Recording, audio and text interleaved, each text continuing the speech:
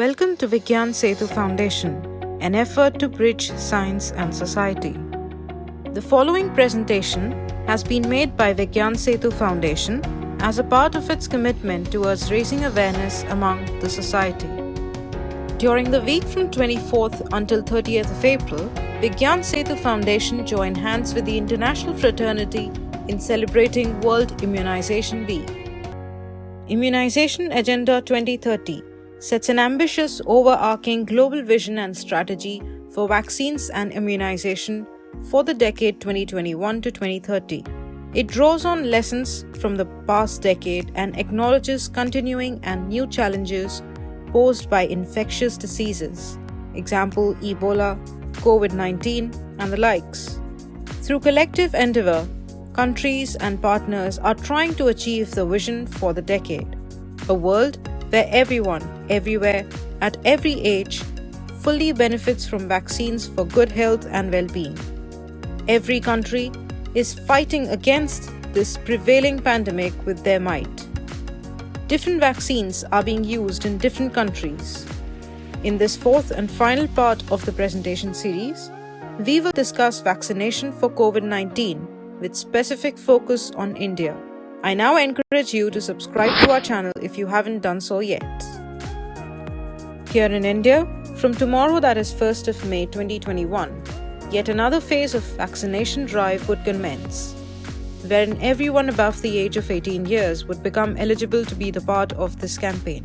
Let us try to look into the vaccines that are available as on today for protection against COVID-19. Now, 2 vaccines have been granted emergency use authorization by the Central Drugs Standard Control Organization (CDSCO) in India, which are Covishield and Covaxin. Covishield vaccine, manufactured by the Serum Institute of India, is a viral vector-based technology which is also used to manufacture Ebola vaccine. Covaxin vaccine, manufactured by the Bharat Biotech, is a whole virion inactivated coronavirus vaccine which is also used to manufacture vaccines like influenza, rabies, and hepatitis A. You might think, what if I don't take the shot? Vaccination for COVID-19 isn't mandatory. Rather, it is voluntary. However, it is advisable to receive the complete schedule of COVID-19 vaccine for protecting oneself against this disease, and also to limit the spread among the close contacts, including your family members, friends, relatives, and co-workers. Those who are either confirmed or even suspected for having COVID-19 infection may increase the risk of spreading the same to others at vaccination site.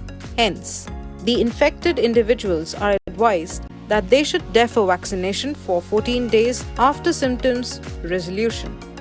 If someone has recovered from the disease, should she or he be vaccinated?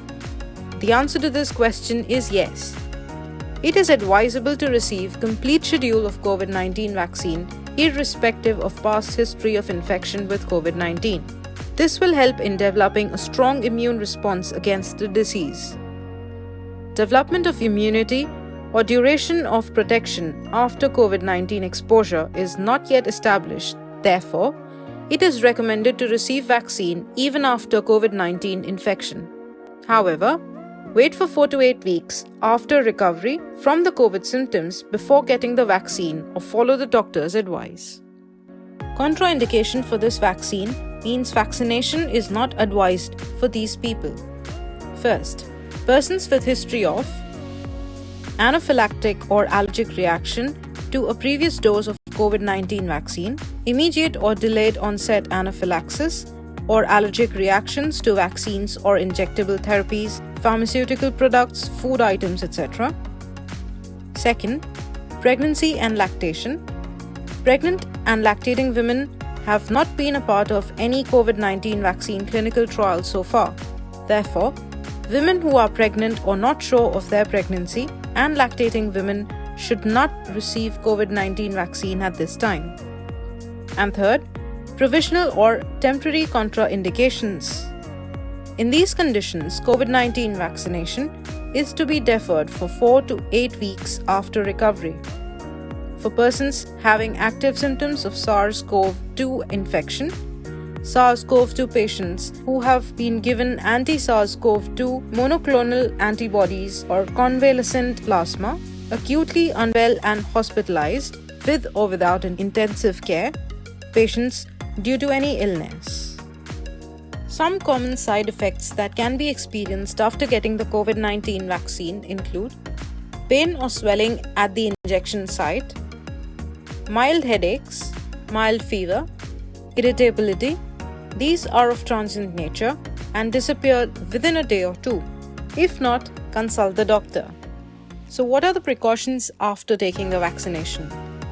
It is absolutely necessary that everyone who has received the COVID-19 vaccine should continue to follow the COVID-19 appropriate behavior, that is, wearing a mask, maintaining social or physical distancing, and hand sanitization to protect themselves and those around from spreading the infection.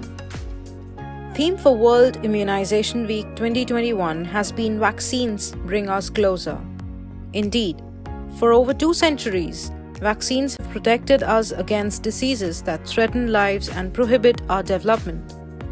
With their help, we can progress without the burden of diseases like smallpox and polio, which cost humanity hundreds of millions of lives. Vaccines are definitely a critical new tool in the battle against COVID-19. Safe and effective vaccines will be a game changer. But for the foreseeable future, we must continue wearing masks, physically distancing, and avoiding crowds. Together, we can end the COVID-19 pandemic and achieve a healthier world for all. We have now come to a conclusion of the presentation series, and we await your participation in a short quiz around the themes we have covered. You can follow Vigyan Setu Foundation through our website, blog, and other social media sites for more details to our Immunization Week awareness campaign.